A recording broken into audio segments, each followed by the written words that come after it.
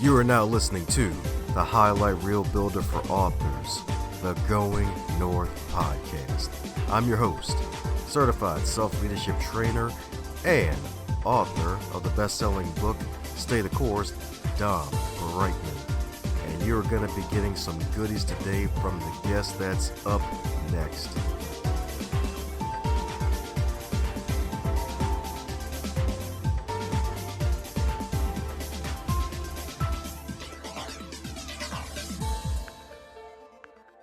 And today on the Highlight Reel Builder for Authors, known as GMP, the Great, Glorious, and Glamorous, the Going North podcast, we got another returning guest, baby. That's right indeed, because last year, 2020, we had some super special, awesome humans. It was a year of explosive growth for the show, and one of the guests that's responsible for making it happen with her heartfelt stories, as well as her lovely voice and her positive energy, as well as being a Feng Shui expert, is back in the building. Because today's guest in particular, one of the top 50 from last year, she's the founder of Cherish Your World, and she's passionately supports people by guiding them to holistic transformations of space, heart, and life.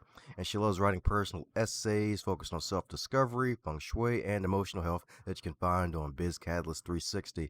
And she's the author of now 5 magical books. So that's right, folks. She now has a thumb because she's part of the book Mayhem to Miracles. So let's give it up for the legendary and sensational Dr. Laura Staley. How you doing today, Laura? I'm doing really well. Thank you so much for that kind and enthusiastic introduction. It's great to be with you. Oh, yeah, the feeling is all mutual. It's like a reverse Oreo cookie. It's like we're both like each end is the cookie and then the cream is zoomed to making it happen. So we're like a giant cookie. So yeah. Yeah, so true. Oh, thank goodness for technology, right? Oh. That's right. And the good news is the listener's going to eat us metaphorically. There you go. Yep, that's right. And we don't even have to be put in the pie either, so it's even better. That's right. Yes, indeed. Yes, indeed. So welcome back. Welcome back. It's been, oh my God, it's been over a freaking year since last spring of last year. You were promoting a new wonderful book at the time, Live Inspired, and now you're back. You were part of Crappy to Happy last year, and now you're part of Mayhem to Miracles. So my goodness, how have you been with all the growth that's been happening? Oh, wow. I have been amazingly stable and flourishing and continue to heal and transform and recover and grow. I mean, I did lose a friend who was a mother when we were both mothers of our young children about a week ago. And always when that happens, right, that's happening for a lot of us right now. It's such a reminder to savor life and not sweat the small stuff like tech glitches, right? Because it's about the love and the caring for one another. I feel fortunate in many ways, enjoying living here on the side of the mountain in a beautiful love relationship with another essay, along with my amazing colleagues who wrote beautiful stories in Mayhem to Miracles. It's just, it's great to be with you today. I'm doing very well, flourishing even, even as my heart breaks open, right?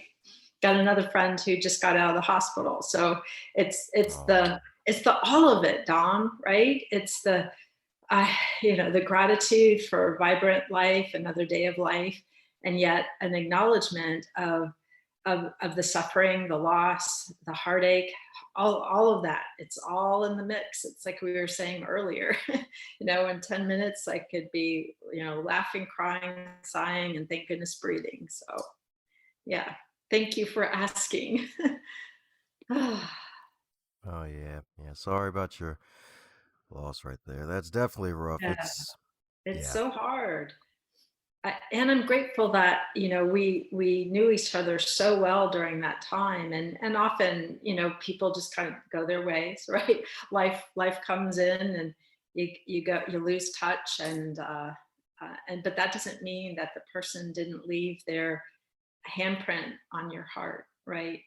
And you get to remember all those good things and the gifts and the qualities and those exchanges that were so meaningful and maybe woke me up to new ways of interacting with other people. So yeah, always grateful for the gifts others bring me. A reason, a season, or in a handful of cases, a lifetime. And thank you. Oh yeah, I love what you said there about leaving handprints on hearts. My goodness. So, any advice for those who need to do just that with really strengthening relationships? Because I feel like that's probably one of the main lessons that a lot of folks should really take heed to nowadays when it comes to the folks they love and those that they cherish. To leave some good handprints on their hearts to make them feel better, so that way they can cherish them if unforeseen circumstances come a little earlier than we all expect. Yeah, I often say I'm going to leave in the middle of the movie, right? Right? We don't know, right? Right? And it may be at the happy ending, it may not be, or maybe there's many happy endings, beginnings all along the way. But I guess reach out, let people know. It's a time to. In small and maybe big ways, write that letter of appreciation to a friend, or um, you know thank that teacher that made such a difference in your life. Take 5 minutes to scrawl out that note that says, wow, it really helped me. I think there's something really beautiful about expressing that love and gratitude out in the world. And every time I've done it, Dom, it's taken me out of any kind of inward grieving. It's allowed me to know there's a whole world out there to love. And it doesn't mean that I might cry the entire time that I'm sending those love messages, right? I tend to do this. I use my index finger on my cell phone, but it's still, I may cry and still send those messages of I love you, I love you, I love you. I think it's meaningful. And by the time I've done 10 or 15 of those, and it was just great wisdom that I got from a coach named Eric a handful of years ago, that was so meaningful to me. And it really kept pulling me out of any kind of isolating, what I call a pity party, where I'm just isolating and grieving, because it's so easy to isolate and grieve, especially during this time of a global pandemic. And so finding those ways, and if it's snail mail, do it snail mail. A handwritten note is amazing these days, right? To get actually a handwritten note is astonishing, and to actually write one feels really good too.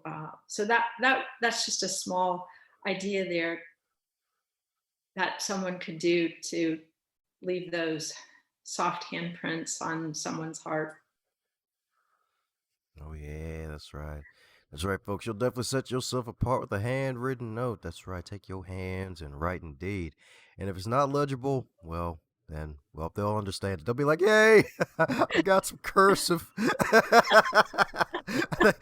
I'm gonna be like the millennials. I didn't get that in grade school anymore. I can't read stuff in the 1800s and before. Right, right. I don't know how to make the emojis. Where's the click button for my handwritten? I don't know. How do I make the smiley face or the, you know, you're right. Oh, right. Oh Oh. man. But hey, it's all good. It is all good. So my goodness, so in the lovely life of many shades of blue, from happy blue to not as happy blue, in this wonderful story of and mayhem to miracles is actually about you and your son. So what inspired you to choose this story out of all the possible stories you could choose? Oh, wow. Well, I think it, because I had read, wow. I know suicide is an issue out there, and I know addiction is an issue out there, alcoholism. these are huge challenges in our culture right now. And I chose to, I was inspired and scared, honestly, to write this story, because it is so personal, right? It's about my son. I don't, my kids, my daughter, my son, they're the most um, precious. They were inside me. I birthed them. We birthed together, right, through that canal. And yet it's those sacred relationships that I think mean the most to us often, and being able to share this in a way that could make a difference for other people, or maybe they would see themselves inside this experience, and that this hard that I lived through could uplift someone else and give them hope for their own situation, right? They glean a little bit of me kind of opening the kimono, so to speak. Yeah. And I think I also chose to write it, Dom, honestly, because I knew it would be a healing for me to sit down and pour it out of me from the lens of the flourishing, from the lens of the miracles that happened. His life, by the way, I love you, son. His life is flourishing in so many ways. He has a love now, and so do I. It's kind of like we were on parallel tracks. So to be able to tell the hard story through the lens of the miraculous is its own inspiration, right? There's a lot of love then that comes through. Yeah. Oh yeah, definitely could say that again, indeed. Yeah, because when I read the story, especially got to the part about the letter he wrote, you're like, oh, ouch, like, ugh. Like that was a heartfelt moment right there. I'm like, oh my goodness, wow. I'm just glad that you're both still here, you're both still alive, and you're both flourishing indeed. Because folks definitely need to read that. Actually, it's even one of the first stories in the book too. So yeah, it's definitely a good read and just a reminder to really hold your loved ones close and to really check in on people because you never know what's going on with people because a lot of folks we tend to wear these luchador masks like the Spanish wrestlers and they're just like to hide this persona be like yeah everything's freaking fine and then you realize oh no they were actually going through a lot of pain. So heck even kind of like with what Laura mentioned some positive ways like handwritten notes checking in on people to really give them that extra push to keep going.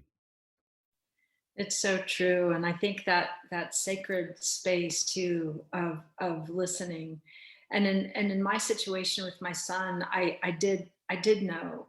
I mean, I knew, at a certain level, certainly, because as I point out in the story, prior to the incident of his attempting to take his life, that the marriage had ended on the same day that his sister went off to college. I took his sister off to college, and he came with me. But at that juncture, the proverbial straw had broken the marriage's back.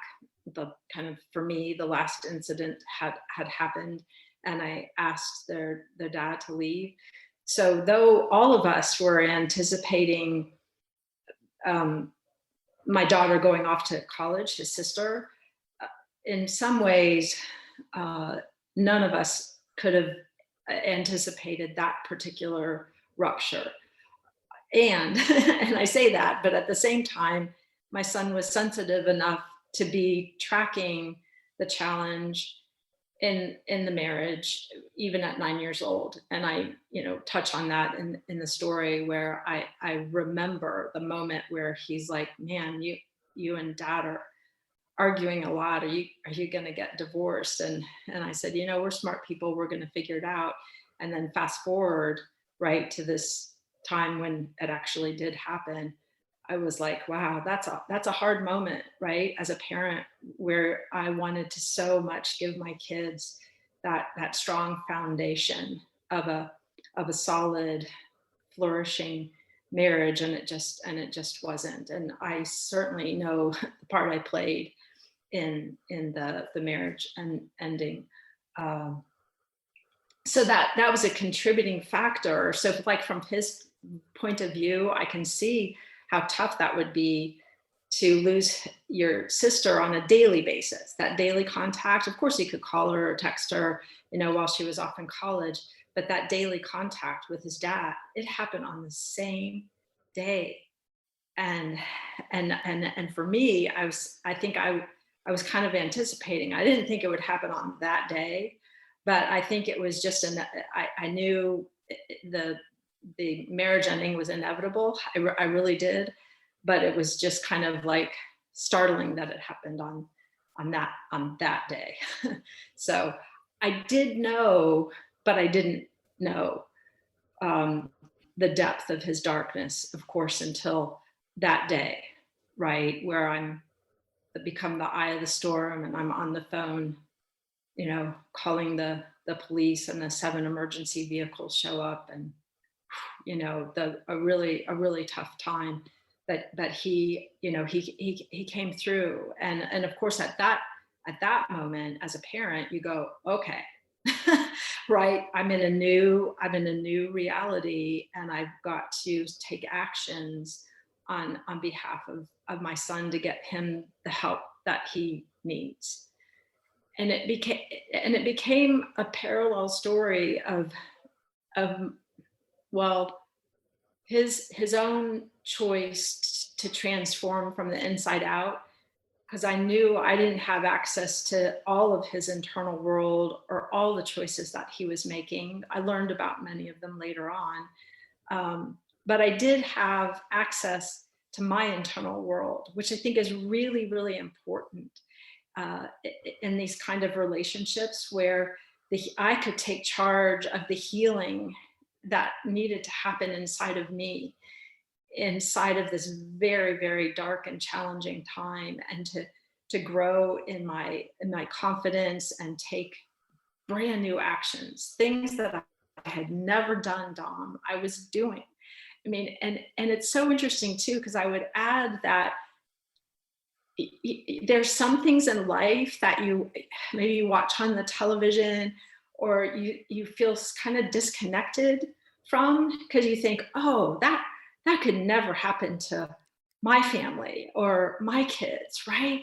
And not that you're necessarily judging it, but it's like you're just kind of like, it seems so distant, and then it's right there in the midst of your very own experience, and it's so it breaks you open to a deep compassion for what others could be navigating out in the world. And I think one of the greatest gifts that this experience, I mean, there's so many gifts, so many miracles, right, is just a non-judgment for other parents. Kind of like you have no idea what someone else is going through.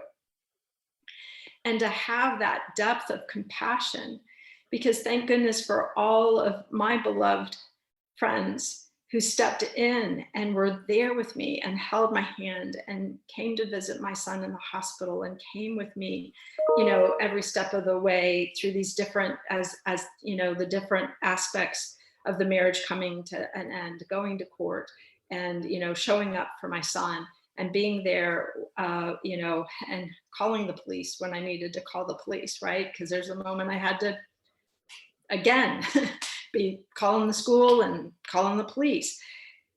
And it's not easy, and yet you do it because that's the right thing to do. That's what makes a difference. So the depth of compassion is huge for me, and because you just don't know, and you really don't know what someone else is experiencing, especially if you're standing at a distance. And for those who got up close, they saw it, and they were inside the experience with me as much as they could be, even though it wasn't their own son or daughter going through this really, really hard time. yeah. Yeah. Yep.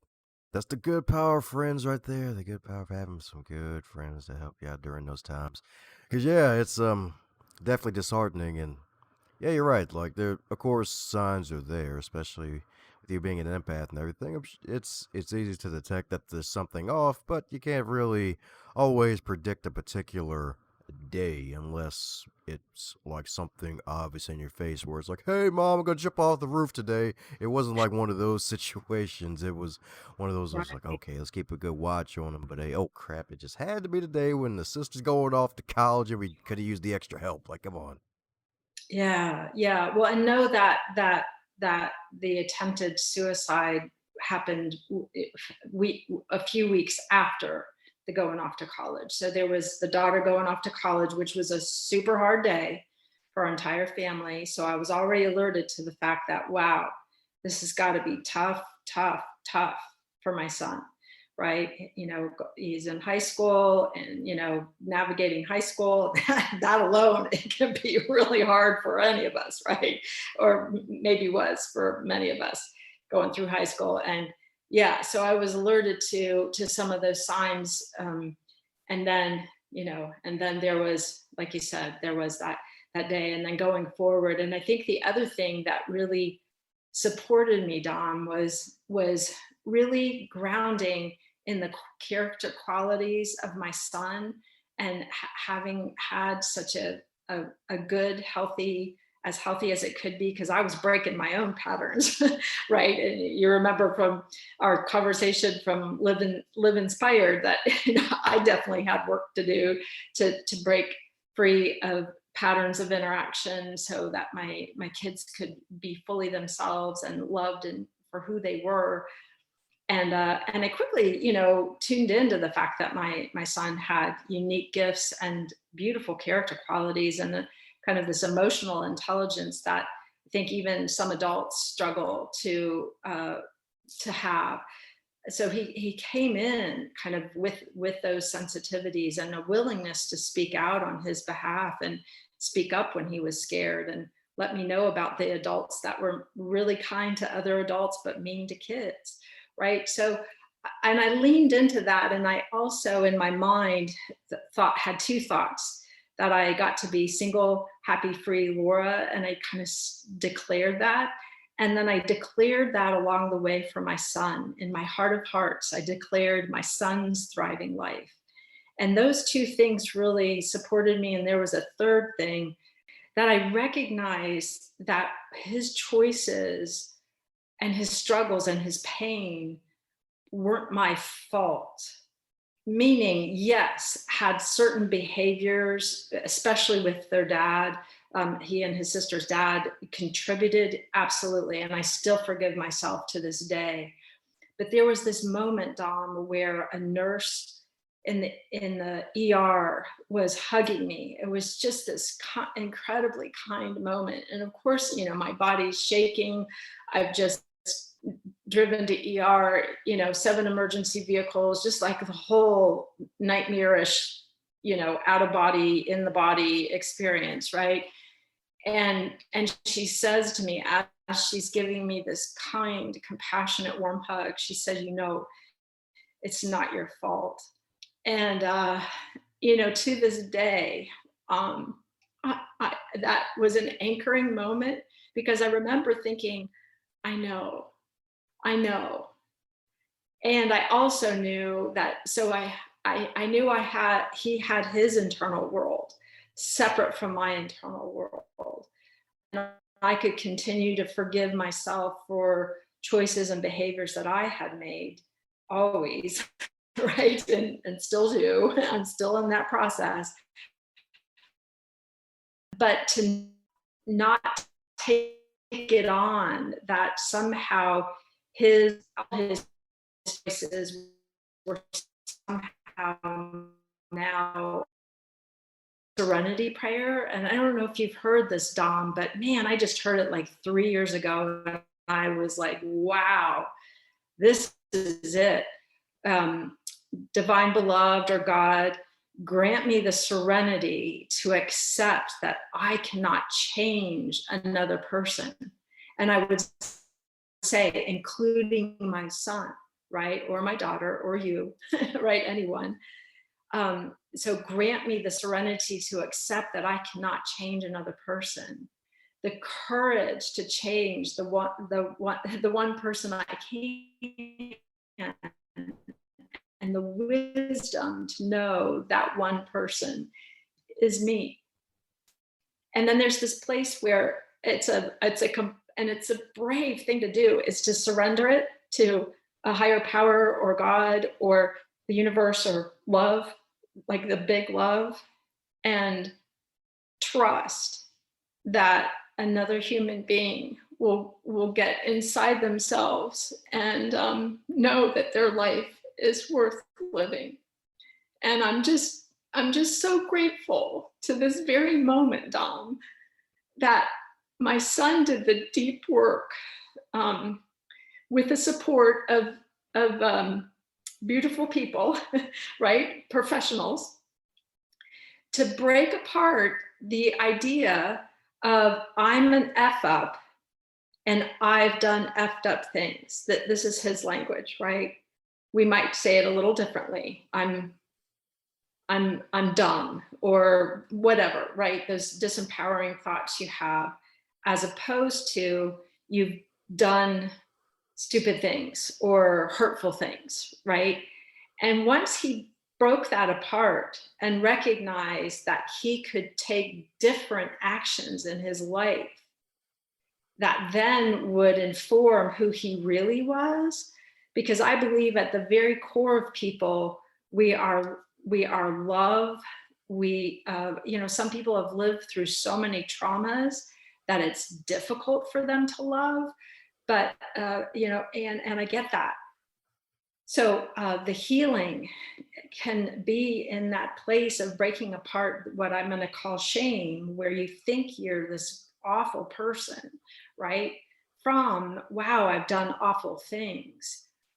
And to the extent that any of us can pull those two things apart, it's phenomenal, because taking different actions and getting those different results, which he did and then I did, absolutely began to transform our life. And then it altered that idea that he carried around about himself. And I carried a version around of that in my own self, right? And that's the beauty of the transformation, because one is guilt and the other is shame. And shame is like, oh my God, it becomes this impossible, unfixable thing. Like if you've just deemed yourself, I'm forever awful, then what's the pathway out? As opposed to, I'm learning, I'm growing, I'm becoming, I am love, I'm a possibility, I'm a child of God, and I'm making lots of mistakes. Maybe I can make different choices. That won't be so many mistakes. And even if I continue to make mistakes, I can learn from the mistakes. So it's kind of shifting out of that stuck mindset to one of growth and possibility. Wow, I could experience joy. I can experience joy in sobriety. I can dance without being inebriated, or, like whatever that might be. And to have these first, I think it's Brene Brown who calls them effing first times, right? And when you do that first time and that next first time, but you do it, right? And may not be perfect. You may I don't know, somebody will look back at this interview and be like, oh, she's using her hands too much or whatever. Okay, I'm not being perfect right now, but I'm being real. I'm being myself, right? And so it's that perfectly imperfect genuineness of taking those first actions. And I did a ton of them, and he did too. And I think that's really what saw us through to that miracle. And I know you mentioned the letter, And I do want to touch on that because, of course, I wept I wept because I'm getting this handwritten letter from my son, right, on Mother's Day. And to know that he knew that I had showed up for him perfectly imperfect, right? Just really meant the world when things were really difficult and he's in third grade and being bullied. And he finally, you know, told his dad and I about that experience, and got him out of that school, and just for a short time homeschooled him, and then got him in a different program. And, you know, like he had been paying attention. You know, sometimes we think kids are, you know, just all in their lives or whatever, as they're supposed to be, right? But he actually had paid attention to the actions I had done on his behalf. And I'm moved by that, even in this moment, sharing that with you. So hopefully some of what I'm sharing about this story is helpful to other people who might be navigating maybe not a suicidal child, but a difficult time, or even just recognizing that you can break apart these thoughts of that are so disempowering, and then and take new actions. Just keep learning and growing and becoming the kind of person that you aspire to be, and then forgive these parts of ourselves that, you know, where we fumbled and failed and fell down, and what is it, you know, fall down 7 times, get up 8. Right? And so many of the stories in Mayhem to Miracles are very much about that, to keep going, do a different action, respond a little differently, come from love, have it be all generated by love. Because of course, with my son Dom, everything I did was from love, for love, because of love, inside of love for my son. Because I loved him from the moment I knew I was carrying him to this very moment talking to you. Whether he listens to this podcast or doesn't matter. I love you, son, right? And I always will.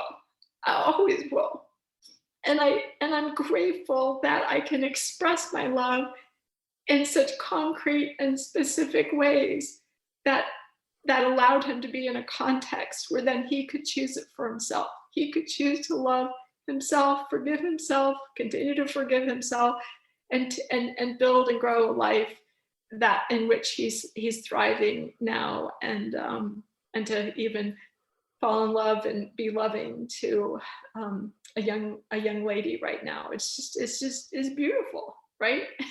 Because birth, death, love. Birth, almost death, love. You know, and love is the thread, Dom. Love is the thread. It's the thread. It's the through line. It's what sees us through. It's what gets us through. There you go.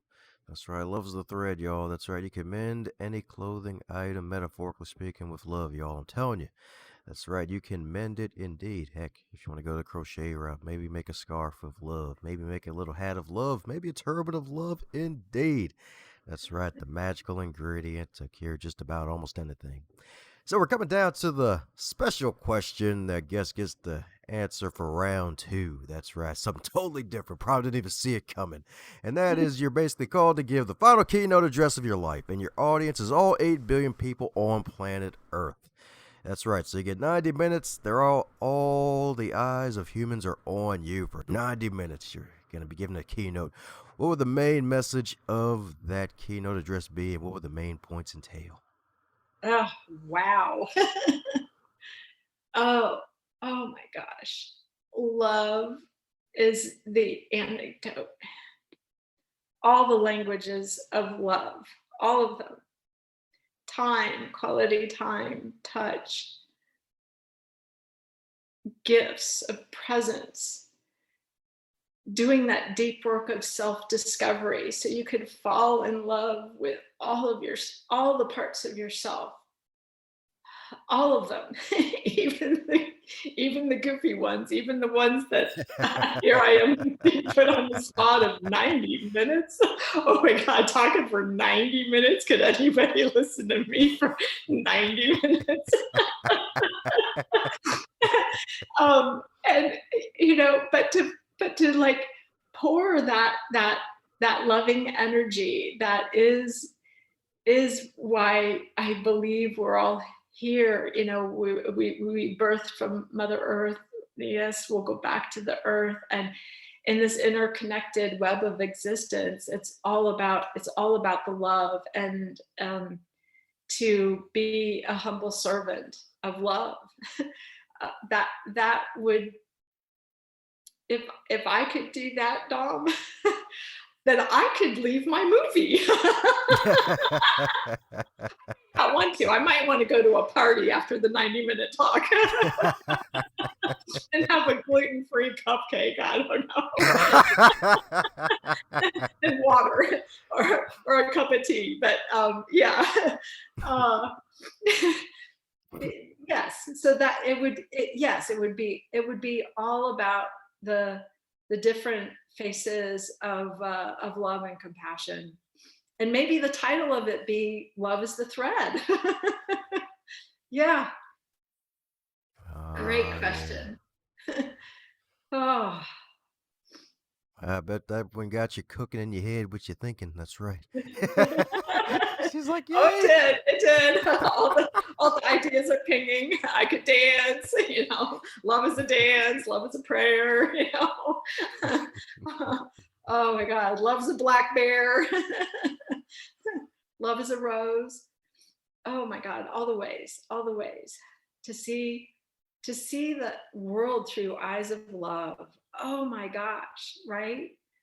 To see that beauty in you in this moment, and that heart and soul in this experience and in this exchange, right? Because I don't know when I'm going to kick. And what if right after this interview, I'm like, it's the middle of my movie. Well, gosh, I would want you to know how grateful I am that you're here on the planet and doing the Going North podcast and making a difference with all the people that you interview and asking these beautiful questions that allow them to share their story and their heart and their wisdom with you, right? That's a gift. That's just an extraordinary gift, Dom. So see, there it is.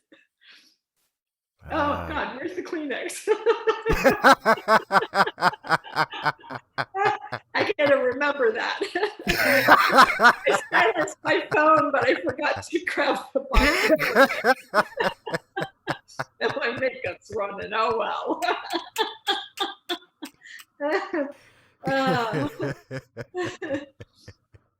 There you go. Probably got to keep them stockpiled somewhere, probably.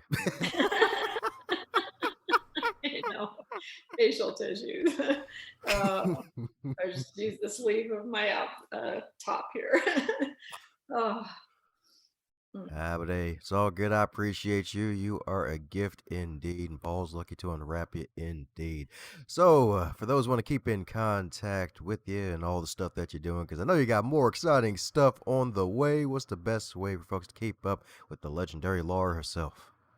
Yeah, so I have a website, cherishyourworld.com. So that's one way. And the other is I'm on Facebook and LinkedIn. I am on Instagram, though I have to admit I'm still trying to figure it out. I know how to post pictures, but that's kind of about it. So yeah, this is the four ways people could connect with me. And I'd be honored to connect with anyone who would like to. Well, there you have it, folks. Reach out to the lovely Laura herself. Check out on all the social medias, especially with the dancing videos. Indeed, pick up a bunch of copies of Mayhem to Miracles, Crappy to Happy, Cherish Your World, Live Inspired, and all of her wonderful wares. Heck, if you need a Feng Shui expert as well, she can handle that indeed. That's right. Clear your house to clear away the way for more abundance and happiness and joy indeed. That's right, you can have a whole giant cake of joy. And it can be gluten free too if you want, since she mentioned gluten free cupcakes. So, it's all good stuff indeed. So, any parting words before we close up shop, Laura? I guess I would just say that you're loved more than you can even imagine, and you matter. So um, be kind, and I wish you a blessed and beautiful day. How's it going, my friend? I'm so glad you made it to the end. That shows that you are an uncommon finisher, and I am so grateful for you sharing your ears, your attention, and your time to this wonderful podcast to do something that'll take yourself to the next level. And for everybody else involved in this wonderful program, share it with at least 3 people in your network so that way more folks can not only catch the fire that is on this podcast, but can also be inspired to be their best.